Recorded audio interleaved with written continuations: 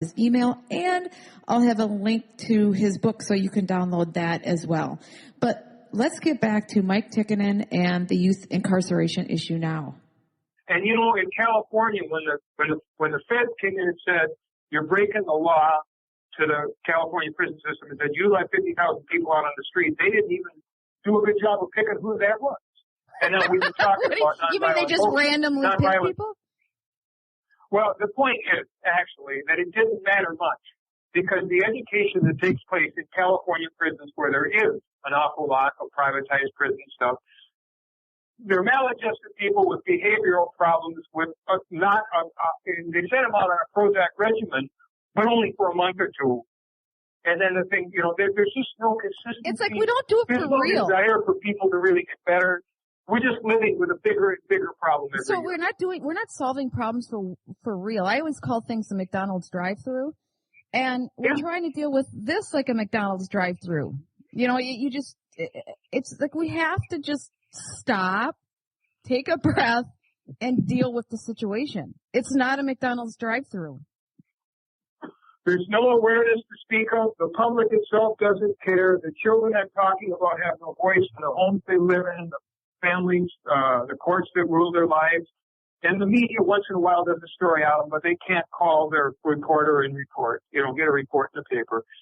So when I say that they have no coping skills, they have no real voice, and there are millions and millions and millions of them every year, it's an exponential problem. It goes on for 15, 16, 17 years, and then they just graduate into a population of juveniles with real big problems.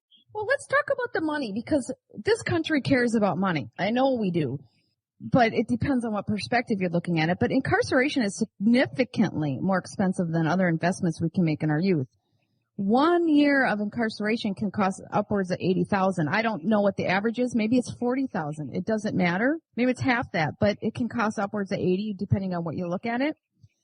But the annual public rate for schools is approximately $10,000. Okay, so being in a school is a lot cheaper. Community programs such as Big Brother, Big Sisters, mentoring programs are about $1,000 a year, so we can get them into a mentoring program. Even seeing a mental health professional on a weekly basis, putting him in Big Brother, Big Sister, putting him in a nurturing school, get him into a mental health, get him to see a mental health professional once a week is still a couple thousand, maybe it's another $10,000. Which on the very, very high end, that's still a lot less expensive than putting them in prison. So why are we not doing some of the very necessary things we need to do? I mean, when you ask these of administrators, is it because we just aren't having the conversation? I'm going to come at it from two different perspectives. One is that there are people with big jobs that have been at those big jobs for a long time. They think they're doing just fine. That's one. The second one is the really big money. And I don't know if you know about the two judges that were sent to prison in Pennsylvania. But is that a one-off? That's a big deal. Maybe you should say that. Go ahead. The extremity of that is a one-off because they actually got paid a commission for doing very illegal things. But no, when it comes to my own experience with privatized group homes for children that need professional help and child protection, they basically hire people that they can get their hands on, that they don't have to pay too much. I had a kid walk home 35 miles on a 10-degree night in a T-shirt because some $8 an hour employee didn't want to talk to him. Put him outside on the back step. 14-year-old boy walked home 35 miles on a 10-degree night. He could have died. I look at these things from a pragmatic perspective. You cannot continue underfunding, under-resourcing, and I'm not blaming social workers, I'm not blaming educators, and I'm not blaming the police. We're dealing with mental health problems that we are not trained to deal with. And when it comes to a $10 an hour employee or a $15 an hour employee dealing with the kid that I'm talking about, it's no wonder I couldn't handle them. So, no, we've got to stop this. The numbers are in the millions. It's exponential. The dollars are unbelievable. If we were able to do a longitudinal study and figure out why that person in prison at 60 years of age has spent 45 years, 65, almost an entire life as a state ward.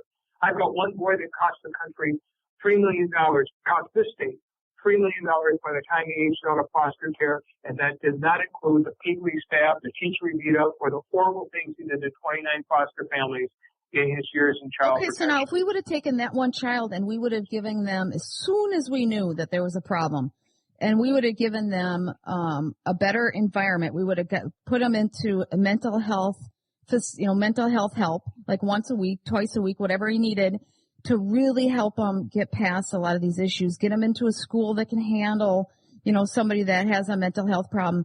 Do you think in that particular child's case that we could have saved $2 million and we could have had a healthy person re-enter society? Let me tell you his story. He was born to a crack mother. There had been several others taken away from her. She'd always been in prison for, most of her life. Same problem he has.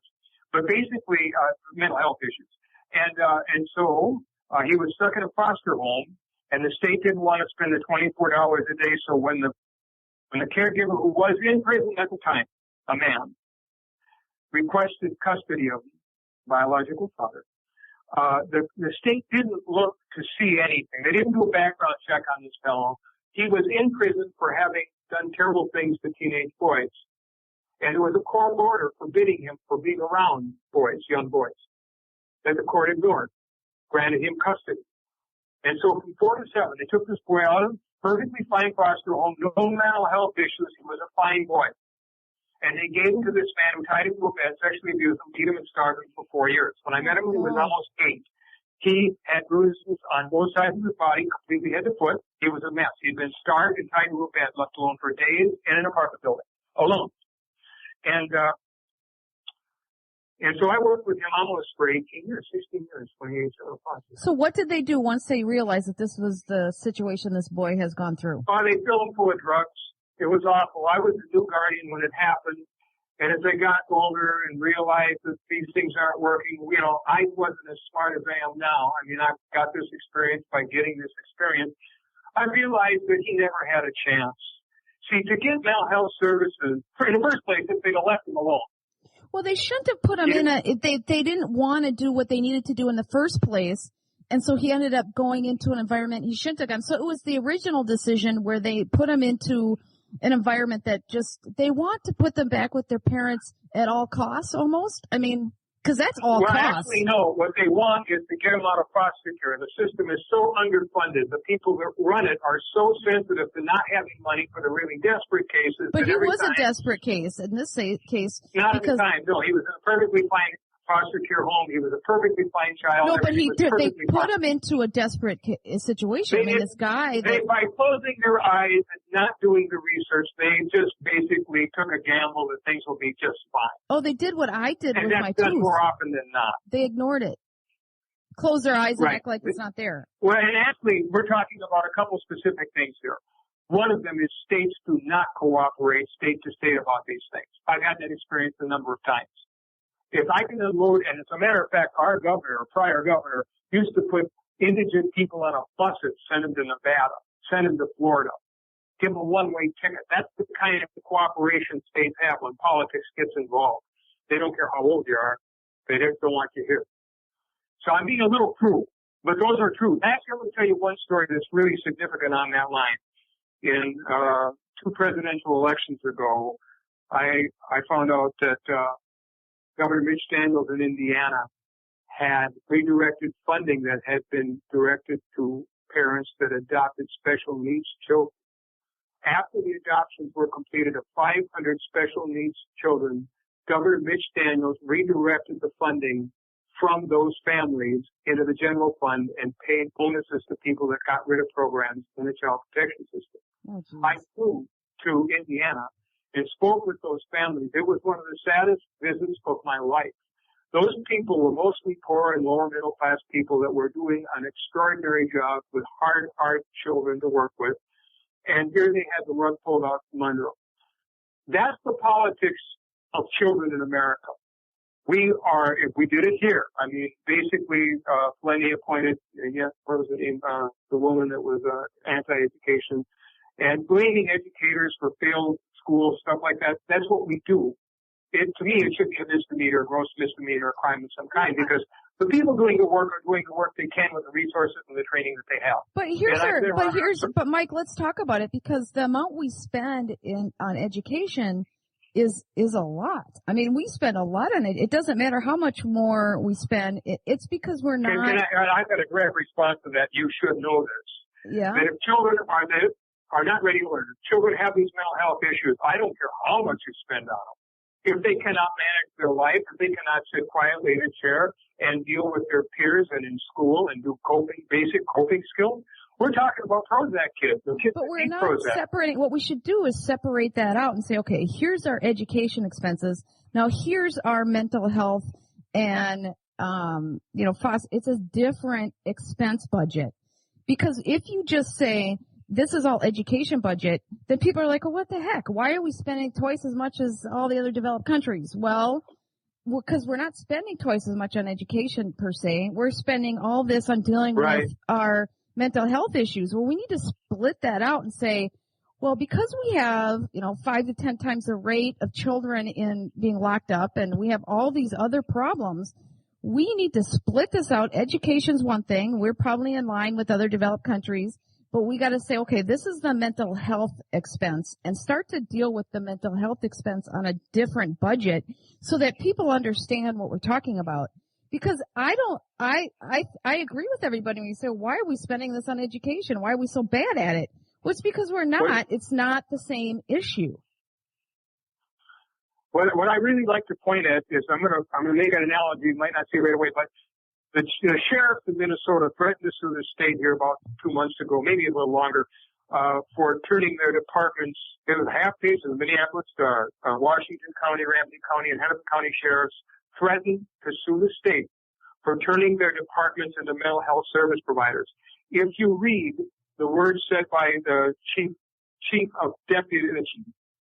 policeman in Dallas, where the shootings of the police officers just took place, he spoke to the same thing, and he said, we have to handle all this stuff. We're mental health service providers, and we carry guns, and this ain't right. And so the same thing is true for teachers. We've turned teachers into mental health service providers. And when I wrote the book 10 years ago, a woman sitting next to me at a parade, I asked her question about why she became an art teacher, and she began to weep.